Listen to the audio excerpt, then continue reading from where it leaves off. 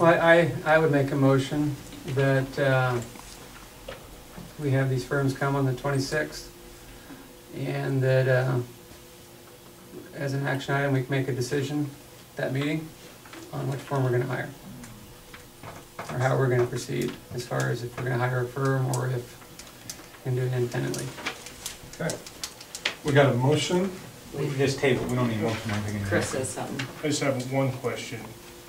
Before we look to spend $6,000, will there be an opportunity to discuss, I guess, the opportunity to look at the current superintendent leadership that we have now? Or is that, I mean, are we willing, and I understand we're in a time crunch here. We probably need to get out there and find somebody, but will there be an opportunity for us to discuss that? We can discuss it right now. We have an open meeting, you know, if you have an opinion on it. No, I was just simply asking if there was going to be an opportunity to, if that was ever going to come up. Obviously, only a few hours into this, so I'm just asking if that will come up at any point, or at least have we gotten to the point where we say the resignation is there, we're living with that, we're not going to discuss this as a new board, and we're going to get a firm, and we're going to go on from there. I think as a board, it's time to move on. Mrs. Lingenfelter has given her resignation. It was accepted by the board during December. And I think it's time to move on and find a new superintendent. I feel it's worth at least allowing the new board members to the opportunity to work with Kim, to sit through the strategic planning retreat. We've also heard, several of us have heard from the community in support of keeping Kim on. Is it a financially responsible thing to do to spend $6,000 when we have a perfectly qualified candidate? I believe it's worth looking into, at least a discussion about. And like I said, to afford you the opportunity to work with her and get to know her. I would have been afforded the opportunity, but Mrs. Lingenfelter resigned from her position. And in the professional world, if you resign, you resign. And it's time to move on for that company. If I work for somebody and I tell them I'm going to resign, I can't go back to that company in a month or so, or 2 months, and say I want my job back. Yes, you can. You can, but it's unprofessional. You can ask any HR person out there. Typically don't hire people back that have quit in a short period of time. If they decide to come back in 10 years and management changes or what have you, it's a whole other ball of wax. I would suggest that since Ms. Lingenfelter did resign, that we go ahead and proceed with the search. And if Ms. Lingenfelter would like to reapply for the job, she's more than welcome to reapply for the job. Would we have to still pay for the search? We still have to go through a process of a search. That'd be stupid.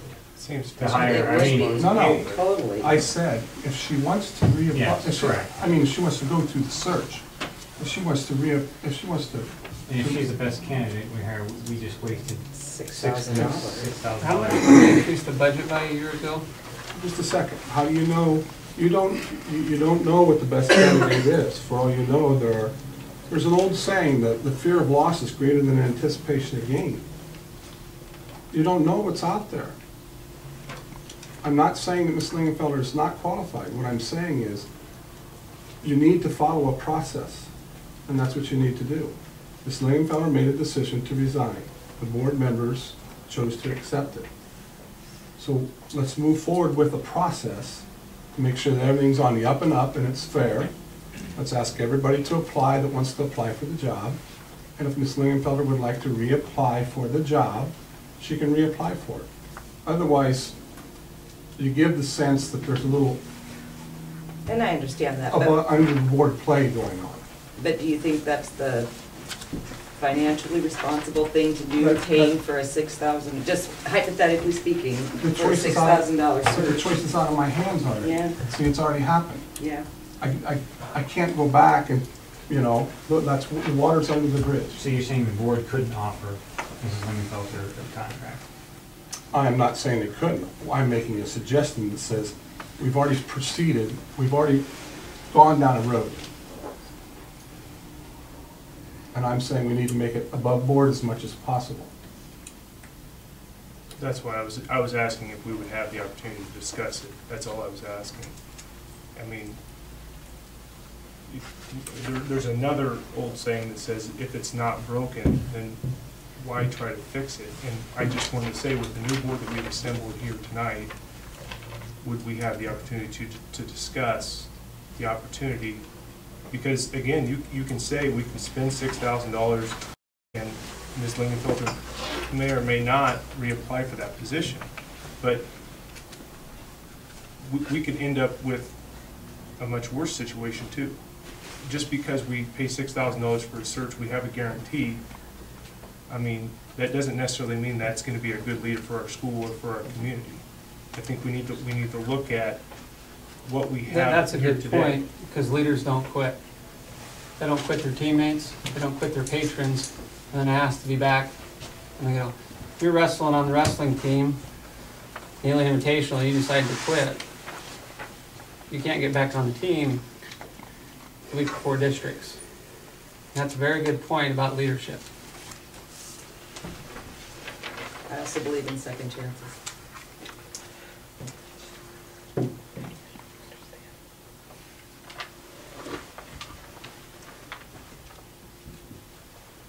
As I said earlier, Ms. Lingenfelter resigned. The board accept her resignation. We're already 2 months behind. We need to move forward with the process. If we have 10 candidates, and if Ms. Lingenfelter chooses to reapply for the job, and if she's head and shoulders above the other candidates, then great. But if there's another candidate that may be better, may have other qualities, I'm just saying, you don't know, you need to go through the process. Those decisions have already been made. You know, $6,000 to do a, We could put it on the agenda for next month to offer Superintendent Lingenfelter a contract. yes, that is possible, you could do that. You also could have, in December, offered her a contract, and now you voted to accept her resignation, Brad. And that ship has sailed. See, I want to stay professional and above board on this. I really do.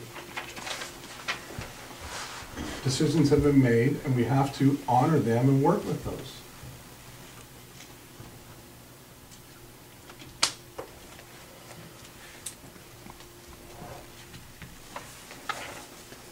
Or we could have this debate if Del Ames should still be on the board too, but he also resigned.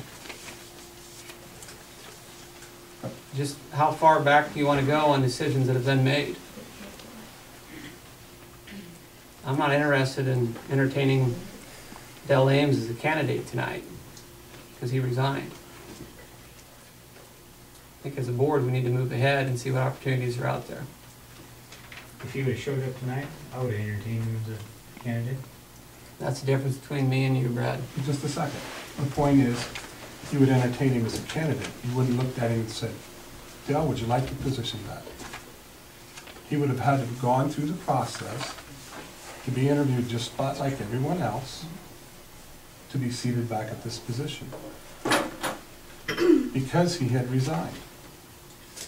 But it wouldn't be costing us money to do that. I don't have any control over that. When we make decisions in life, you know, there's always consequences with them.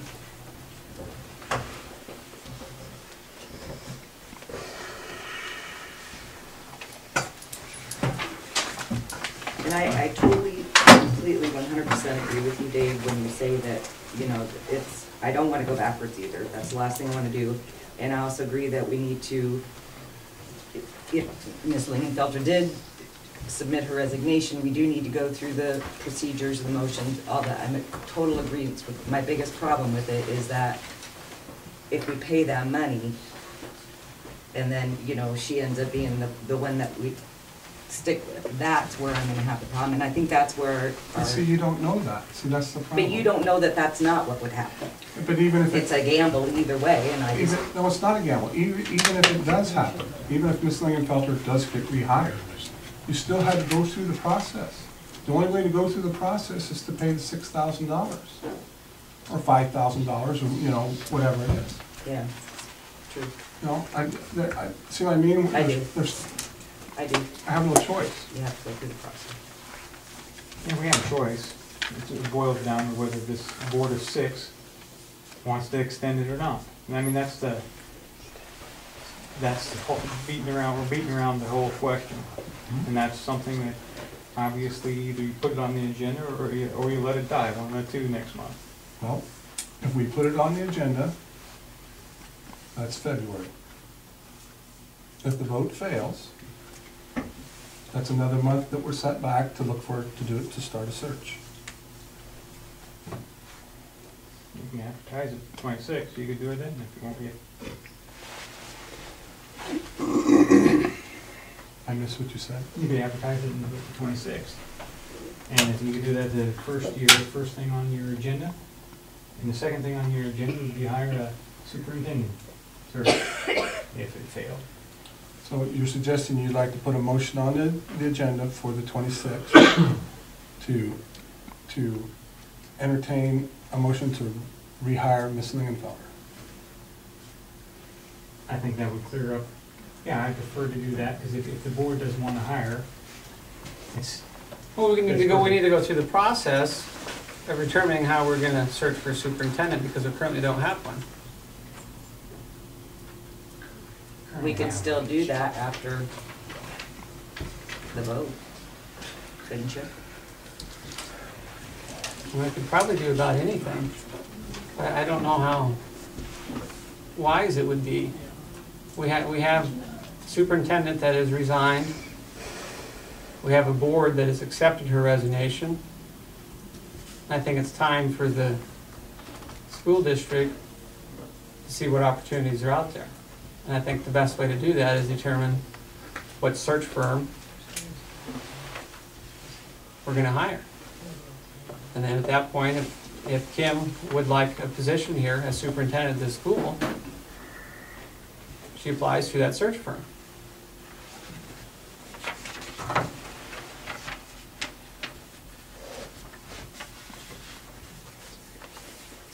I just think you could put it on the 26th agenda, have the discussion. If the vote fails, you have not lost any time by putting it on the February meeting to go with the search. You've lost no time.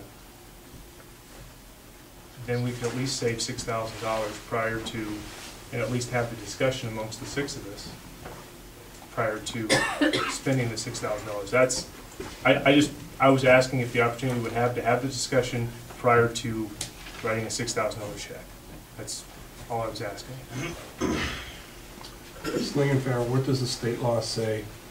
How much time do we have to notify the public before we offer a superintendent a contract? It has to be published. Yeah, it has to be published. Is it? I'm thinking it's a week, but I don't know. 5 days. Is that what it is? 5 days. 5 days is what I recall from the Superintendent Transparency Act, but I do have that act, a memo from the school lawyers, and we could reread that. But I believe it's 5 days. Unless it is a new superintendent, and then I think you can publish details 2 days after. So is she a new superintendent since she resigned, or is she an old superintendent? I'm currently under contract until June 30th. Exactly.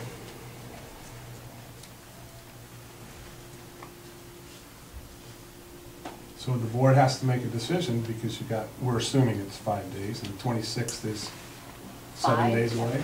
And we could go look that up right now if you would like me to. 5 rings a bell, but 3 is floating around in my brain as well. So I'd like to double check that detail to make sure. I would It's a like- new act, yeah, it has not been enforced very long. I would like you to double check that too, before any more decisions are made. Okay, now? Please. Let's take a 2 or 3 minute break, get a drink.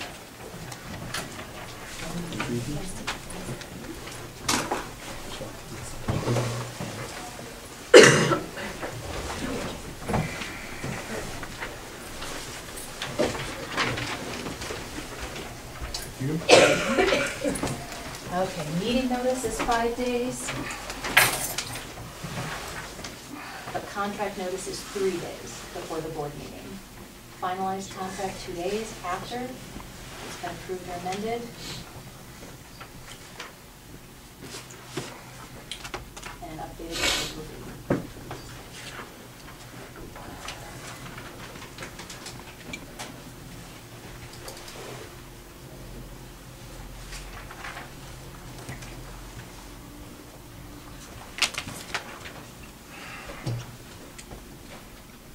And we do not have any automatic renewal notice.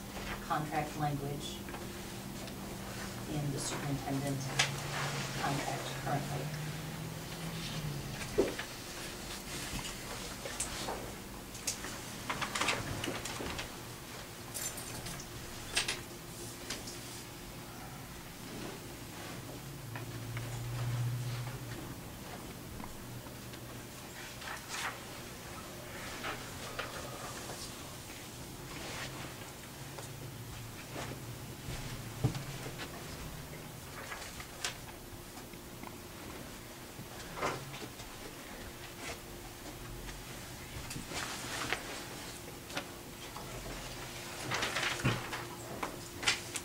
Do all board members have the opportunity to put something on the agenda?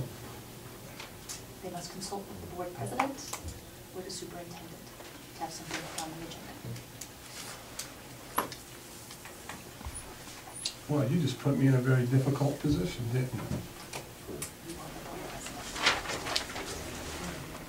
president. I already stated my opinion.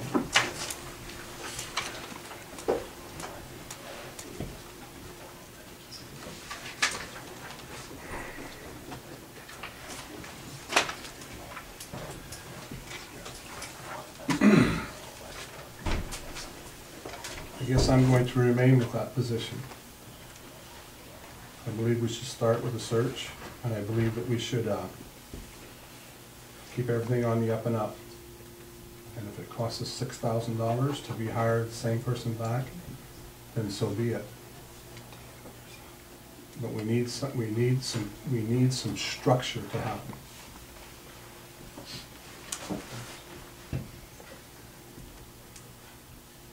So.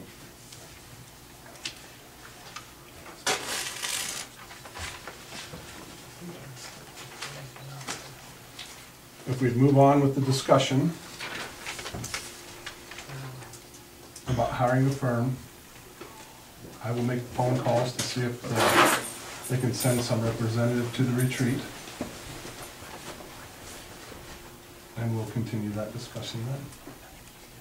So you're saying you won't put it on the agenda? I'm saying I will not. And I think I made myself clear. Just wanted to make sure that we were clear on that. And you- Yep. That is- So you're refusing to put that on next month's agenda? Or 26th agenda? I'm saying, well, for starters, the discussion to offer Ms. Lingenfelter a contract period wasn't on our current agenda. And we weren't going to, we were having discussions whether or We're not. just having a friendly discussion. Correct. Right. And I'm suggesting that we do a search and we move forward.